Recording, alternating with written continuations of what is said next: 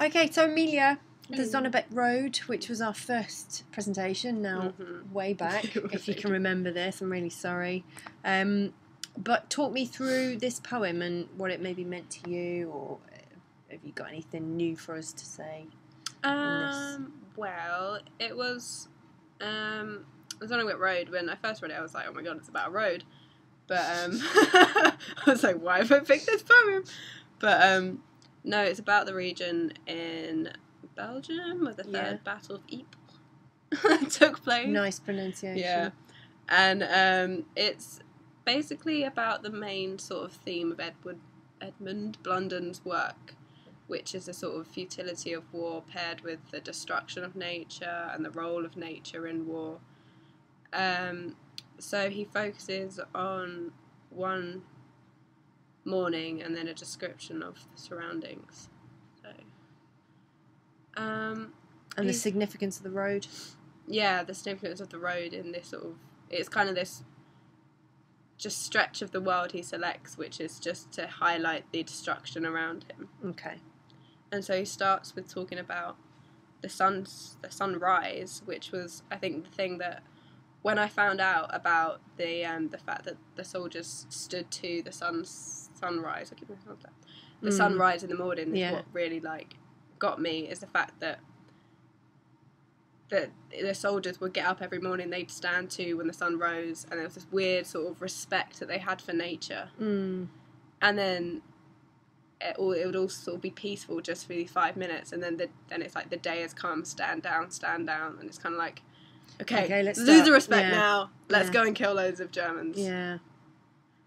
And about the severity of the weather, that your hands unclasp from rifles while you can. The frost has pierced them to the bended bone. I know the fact that he does a lot of sort of double. Well, I don't know if they're intentional, but there's a lot of sort of double meaning in the things. So the fact that your hands unclasp from rifles while you can, when he's talking about the severity of the frost piercing them to the bended bone. But then it's also that sort of image of someone clutching onto their rifle like it's another part of them and they can't actually let go, and in the war that's relinquish that weapon that's now become obviously there. Yeah, and it's kind of like if they were to put it down, then I don't know, what would they see? What would they become? Yeah, what would they see? Okay, and Old Stevens, is there any significance for him? Yeah, I was a bit I didn't know how to interpret Old Stevens, but I think that's mainly his point. When I sort of first looked at him and it was said that Iron Man, I thought, okay, old, respected soldier, experienced, probably pro-war. Been there, seen it all. Yeah, melting the ice to shave his grotesque chin like nothing affects him. But then there was also the idea of him being like an Iron Man, completely void of all emotions.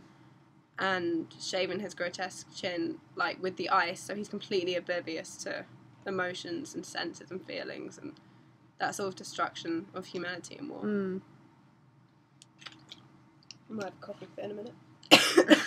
Don't sound well. No. Don't give it to me! I'm sorry. That's a lovely part of the podcast. Okay, next bit. Go ask him, shall we win? I never left Spey. Caught me the first time that I came in it. That dugout falling in awakes perhaps some formless haunting of some corpses, chaps. What did you make of that? We got it on here anyway. It's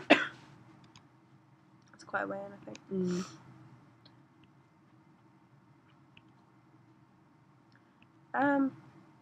It was a sort of the first sort of interjection of that sort of really grotesque imagery that we know so well from reading the literature, and that dugout falling in awakes some formless haunting of some corpses, chaps. I mean, there's obviously the idea of so many men have died in this tunnel, but then there's also the idea that the soil my voice the soil in the dugout was actually made of the soldiers. Yes, the absolutely. Just power through. Power through. If I'm ill tomorrow, I'm coming to get you, Ataria. Yeah, absolutely. Formless hauntings and corpses, chap. True. And wherever we held the line, there were such corners, seeming saturnine for no good cause. What a great word. I know. And you put dark morose unpleasantness is shown to be hidden behind corners, waiting to unsettle unsuspecting individuals. Fantastic. Okay, next bit. Now where Haymarket start. Oh no, look in the snow. Oh, I do. Yeah.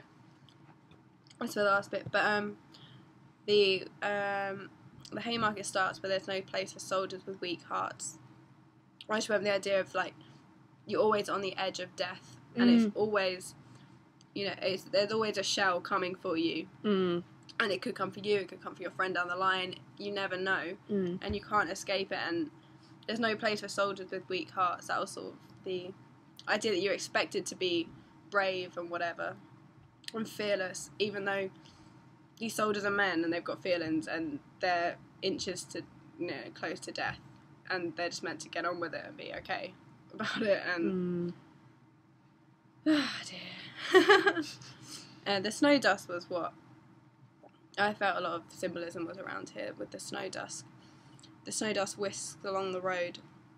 I found that like really strange, the sort of the gaiety of the snow dust whisks along the road and how light it is, and how it contrasts with sort of his... Sounds too magical. Yeah, his like initial description of the frost piercing them and this violent frost. Yeah. And that was the idea that I had, was it was this sort of, you wouldn't think of it to be this negative thing that's, killing so many people, because the cold did kill so many people. And it's kind of like war as well, that initial idea of it being over by Christmas and some jolly good old show or whatever it is, who's for the game. And then it came along sort of unsuspecting and killed all these people, and he says it's piteous and silly. So it's that futility of war. Absolutely, a commentary on the weather and also the war itself. It goes really well with Winter Warfare, I think, by Owen. I think we haven't done that yet. No. We don't have. Edgar Rickwood, Winter Warfare. Goes really well with your poem. Okay. Anything else we want to talk about? And the talks about the pain, the crushes. Yeah, the he. Oh, I love this line. Yeah, he does that thing where he looks at nature as a victim as well, on sort of par with the humans who died as well. So even the sky has been damaged by it. The sky, like a load, hangs over a dead weight. It's kind of like the fact that the sky recognises all of this destruction going on beneath it, and all it can do is sort of hang its head and watch and sort of be pulled down by the weight of sort of the guilt of just looking on. But he's not accusing nature. He's seeing it as a victim, that he has to look at this. Yeah. Look what humanity's doing. It's almost ashamed. Hanging its head in shame. And it's a dead weight. It's kind of the idea of death, like it's killing nature. And the trees are shell-tropped. It's kind of the idea of them being cut up, and the weapons destroying them as well. And they're these things of like beauty and nature and wonder. And now they're simply black pillars. Yeah, and the icebound throat gulps. That's a gargoyle shriek. And that's he's saying that how powerful the cold is, and the cold, if you go with the fact that it signifies war, how it's the entire world is letting out this gargoyle shriek. Not only the humans who are dying, but the stones that are flinching.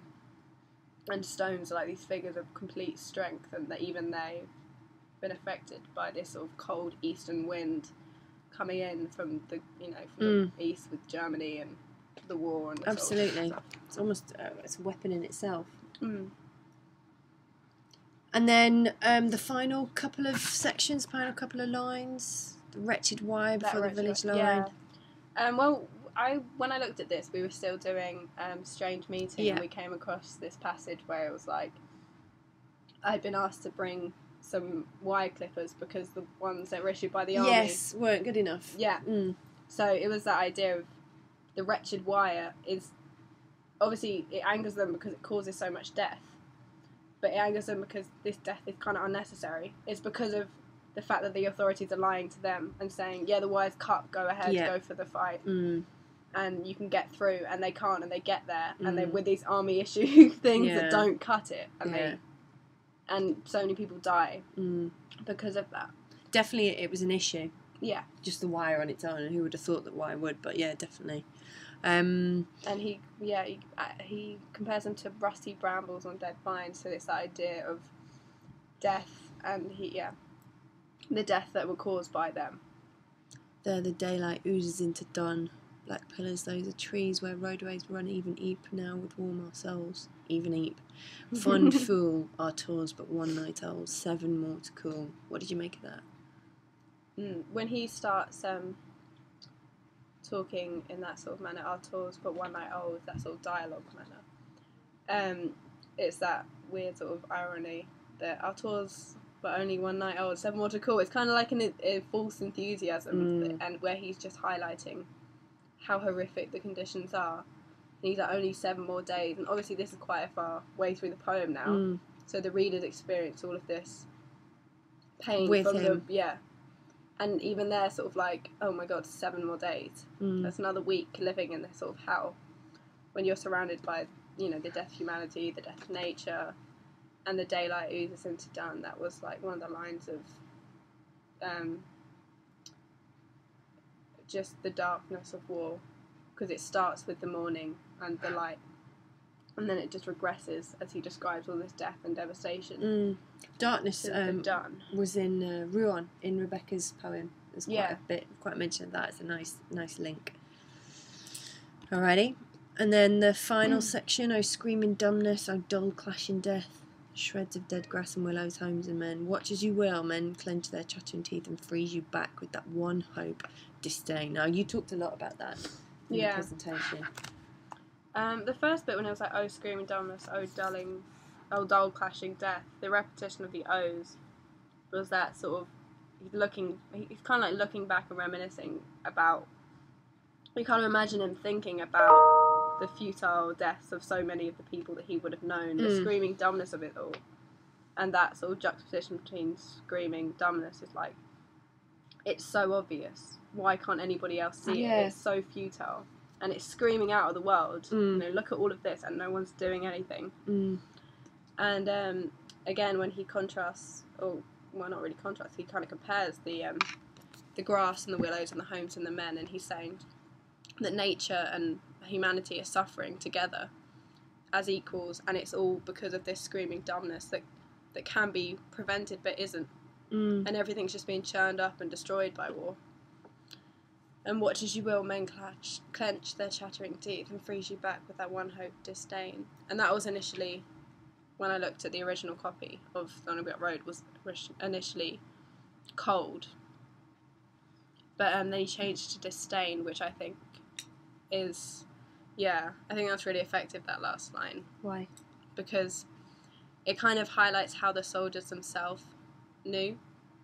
And what I got, that's what I said in my thing, was when you freeze you back, I had the idea of them, I don't know, like at the front line and waiting to go up the ladder and looking back at their officer and freezing them back.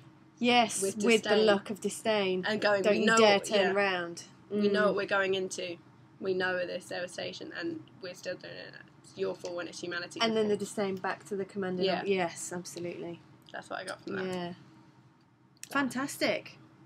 Apart from my coffin fit. Apart from your coffin fit, which I shall keep, of course. And a lovely summary there. What happened to Blunden? He survived. He did, didn't he? He did. He was the longest serving famous war poet at the front. Really? He was, there from 1915 to 1917. Oh, so I met in 1918 then, not 1919, I don't think. And is right. Brilliant. Thank you so much. All right. Hope you feel better. Can't believe I made you do that when you're that poorly. It's not that bad, it's just like the remnants of it. Don't you dare. I'm sorry.